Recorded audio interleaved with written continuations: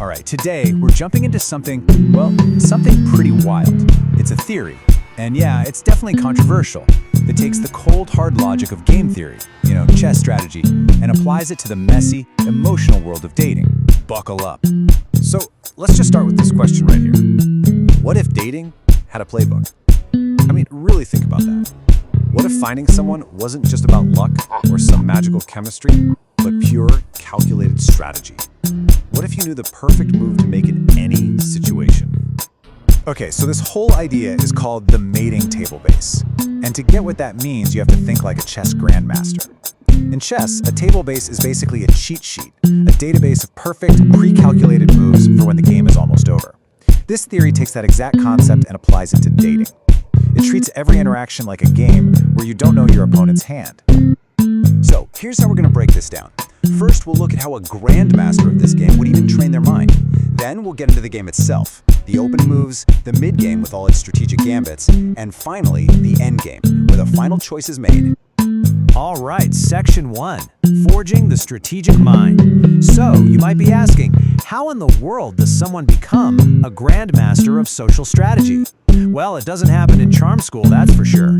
It starts with some really intense training in some pretty high-stakes environments. This training really boils down to 3 core skills. First, there's psychological leverage. Then you've got logic and accuracy. And finally, public speaking and rhetoric. Let's dig into what each of those actually means.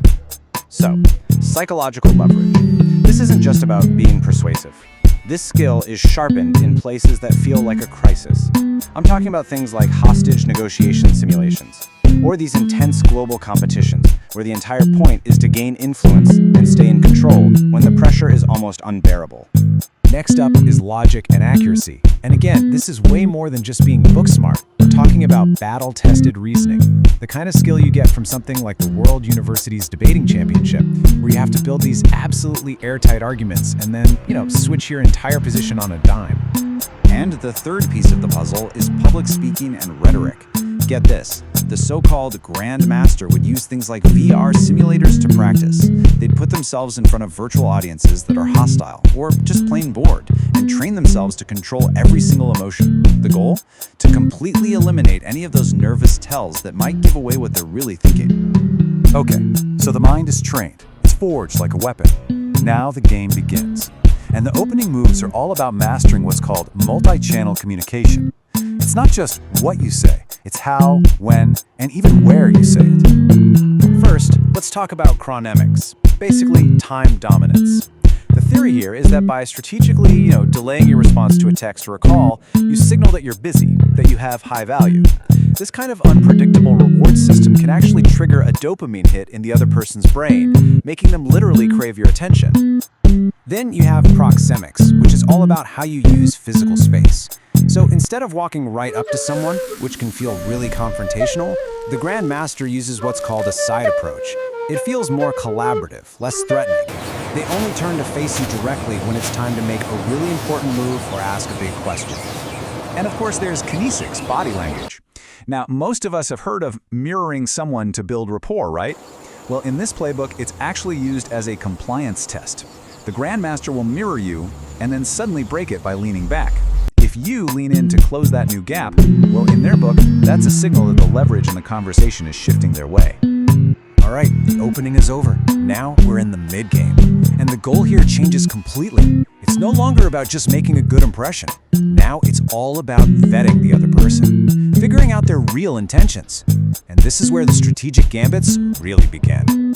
The absolute core of the mid-game is knowing the difference between cheap signals and costly signals. A cheap signal is just words. It's easy to fake. Oh, I'm so rich, I'm a really kind person.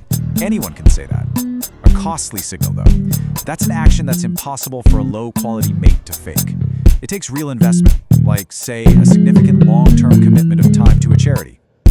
And a classic gambit here is the resource-based test.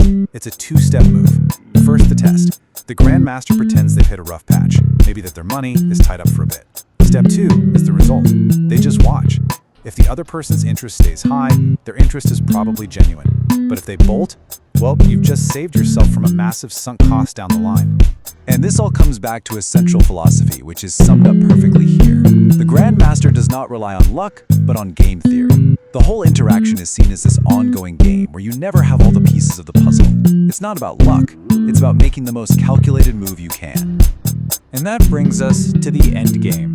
After all the strategy, all the maneuvering, this is where the most important move of the entire game has to be played. It's the pivot from a tactical battle to a genuine long-term partnership. This move is called the pivot to vulnerability. This is the moment where that strategic mentalist's mask, as the source calls it, has to come off. Because trying to maintain that kind of tactical advantage forever, well, it's just not sustainable. It just builds resentment and the whole thing is doomed to fail. And making this pivot is a real balancing act. On one hand, you have to trigger what this theory calls the hero instinct, making your partner feel needed and valued. But on the other hand, you have to do it without completely exhausting your own resources and burning out, which is a state called provider fatigue. So ultimately, the final choice in this game comes down to two very different long-term strategies. You've got transactional pretense on one side. This is where you fake it till you make it, create dependency. It's easy to get started, but man is it volatile. The other option is radical transparency. This one's way harder at the start because it requires total honesty, but the payoff is a stable connection that filters out the wrong people early on. And the conclusion from the source material is pretty undeniable. As it says here, radical transparency, though riskier in the opening moves, creates an equilibrium. Essentially, even though it feels like a bigger gamble at first, it's the only play that creates a balanced game where both people are actually motivated to work together for a win-win. Which brings us to one final, really provocative question. After all this talk about strategy and authenticity, is the winning move just not to play? You know, like in that old movie War Games? Is the only way to truly win this particular game to refuse to play it in the first place?